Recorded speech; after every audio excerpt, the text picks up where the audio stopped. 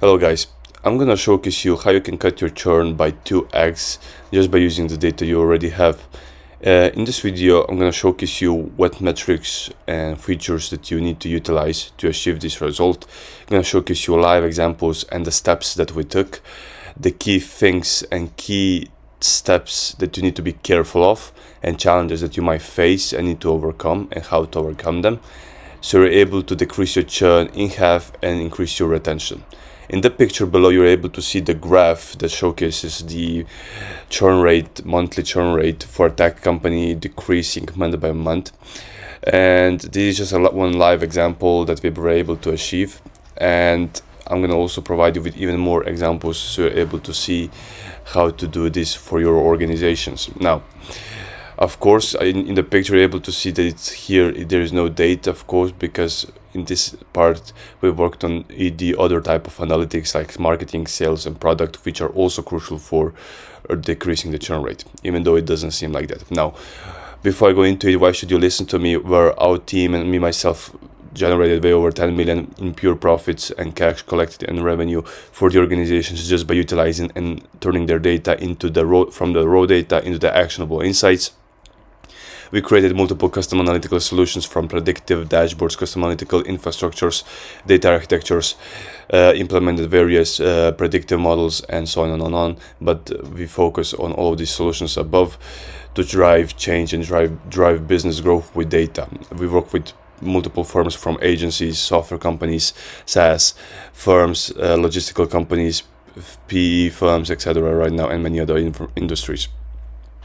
And our goal currently for this video, and of course currently for Astella here, is basically just to help you guys, aka organizations, try to utilize data more and more and turn their data into the actionable insights so they can scale, increase their profits, increase their retention, and so on and on. And of course decrease your churn, which all this video is about. Here are some of the examples that we have built: custom analytical solutions, from CEO dashboards, from custom management dashboards, from strategic, tactical, and so on, that serve specific purposes, aligning your business goals and needs. Here's one of the solutions that generate over 4.5 million in pure cash collected.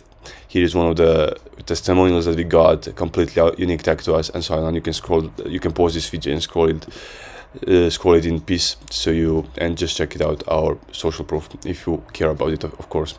Now, what are the crucial steps that you need to be careful of when trying to decrease churn and utilize the data, right? Trying to utilize the data to decrease the churn. Now, of course, as every single data solution, data analytics, whenever you would try to use data for any type of business goals, you need to you need to conduct a deep data strategy, meaning you need to understand the goals, needs, priorities. Then you need to understand who is the owner and the end user who wants to see this type of stuff. Who is the end user that wants to what is the goal of that specific goal, or the KPI.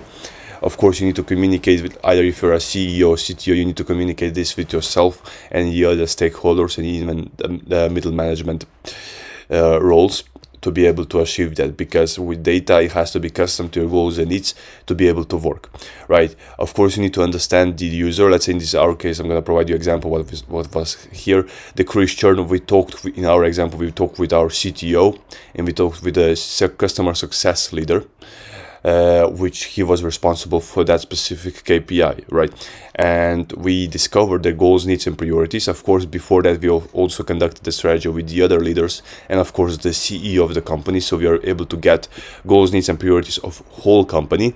And of course, we got goals, needs, and priorities from those exact end users, customer success leader, CTO, and so on, who is responsible for decreasing the churn, right? Which 99% of the time is gonna align and is gonna be very similar to throughout every single part of stakeholders, part of communication with the stakeholders. Then we dive deep into the decision making, right? What do you want to see? Why would you want to see it? What is good or bad? What is good churn rate? What is bad churn rate?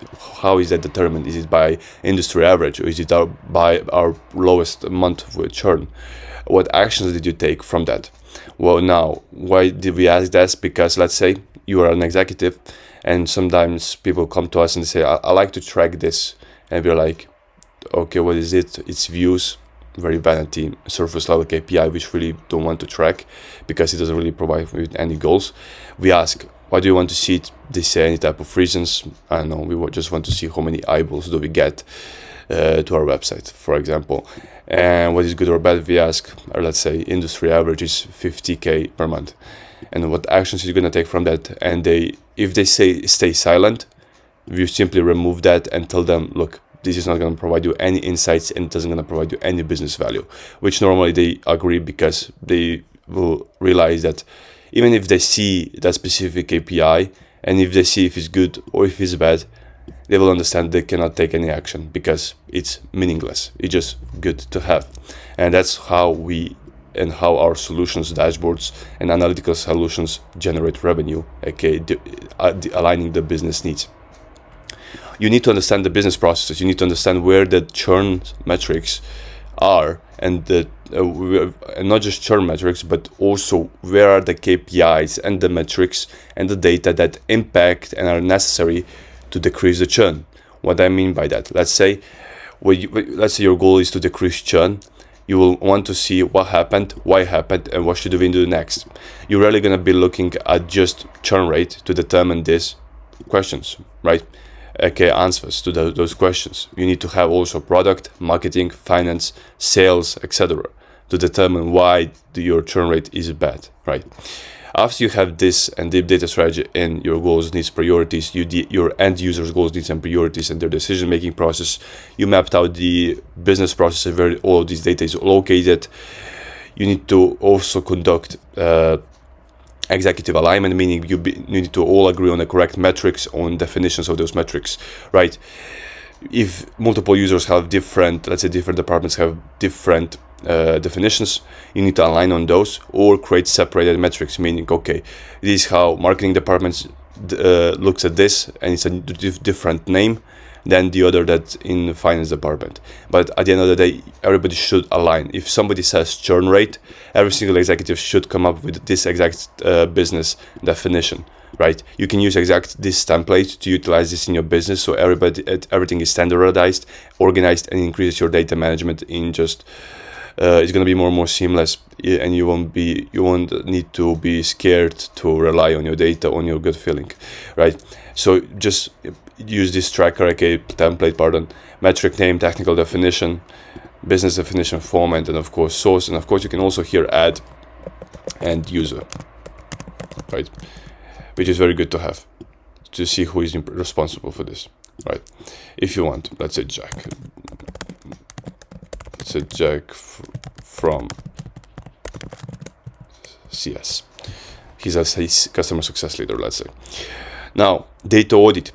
Before we extract insights or even get the metrics, data inside of the data warehouse and remove the silos, we need to create a data audit, meaning we need to check our sources if the data is even correct. If it's not, you need to create process systems and also create procedures, SOPs, trainings, if that specific source is manually entered, so the data is correct. So remove all the duplicates, remove any type of unnecessary data that might create any type of trouble in the future.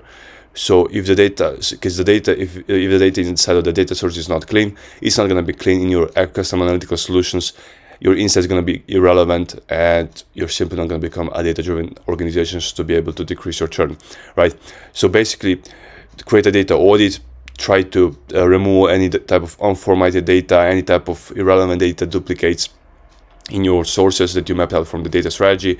You also you need to create a data warehouse. You need to create a data architecture. You need to use correct tools that you're going to be utilizing to transfer the data inside of the data warehouse. But that's another topic which I will touch base down the line. You can if you don't know what the data architecture is or data warehouse, just Google it. Basically data warehouse is just like a storage where you can warehouse all your data from your different sources, where it's prepared to be modeled into insights, right? And that the architecture is data pipeline. Sometimes people call it, is basically a process from getting the data from the data sources, extracting it, transforming it, and loading it inside of the data warehouse, where it's ready to be modeled into the type of data that you're ready to make driven decisions on, and use it basically anywhere else, like custom analytical dashboards, AI tools, software tools, and so on. Right now, data collections, which is one of the biggest things that comes to decreasing churn, is collecting data and integrating with the finance and sales and even product data, right? Meaning, with as I already mentioned, you're never going to be looking at the churn rate just in terms of churn rate. That's not going to answer you the why it happened question. You need to integrate the data with between the sources of finance, sales, and even product, which we already conducted, and that's why it yielded this type of result. Why? Now, why did it do that? Why is that necessary? Because the first of all, it will answer you why did it happen. The second of all, biggest reasons of churn rate, especially let's say in tech companies, software companies, it's adoptions and usage, product usage metrics, right? You need to understand why did the churn happen. Is it happening in the early stages, middle stages, end of stages, and so on and on. And of course, sales and finance stages, you need to understand how much are you losing money, and when did they sign in, when the churn happened, right? And of course, which comes up to the next chapter is basically segmentation, right? That's why you also need sales data and integrate it all between each other to be able to get holistic view of your customer behavior. This is just an example of how we conduct data modeling. It gets a bit hectic, I'm not gonna lie, but that's a crucial step of decreasing the churn with data. Surface level and actionable insights. Now, as everybody knows, Surface, being a data-driven company, is not just by tracking metrics, but by able to derive actionable insights from it. To be able to know what metrics and features that you need to utilize, you need to utilize this template below. Type of the metric name, aka feature name. You can also create or feature name, right? To be able to understand and see the business value, because if it doesn't provide any type of business value and the feasibility score is high and the business value is low, simply don't implement it. It's not on priority list. It has to be low feasibility score, high feasibility score and high business value, right? Okay, it's very straightforward to do, and of course it provides very high business value. Here's an example that we utilized. Churn rate is 13%. That's a surface level metrics which doesn't yield any type of ROI. It just tells you where you're currently at, right? An actionable insight, it tells you 40% of users that follow XYZ steps, in this our case it was who watched onboarding video and used XYZ feature, stayed 2x longer than everybody else in the client base. And this is the exact insight that we use to reduce churn by 2x, right? As you were able to see in the first 4 to 12 months. I need to fix this like this. And as you can see here, here's a big difference that people don't utilize. Segmentations, this is the last step which I mentioned here, why the sales is important and connecting these data models between, is segmentation. Basically, you need to segment your churn data. If you try to utilize and decrease your churn using the data analytics, you need to segment it, because you need to understand why did it happen and where, and potentially even why and where. Because if you try to put everything together, you will not get accurate reasons. That's why you need to segment it by, of course, custom types that your company is based about. But here are some of the crucial ones: geographic, title, industry, offerings, products, packages, date, and here, and that's basically date.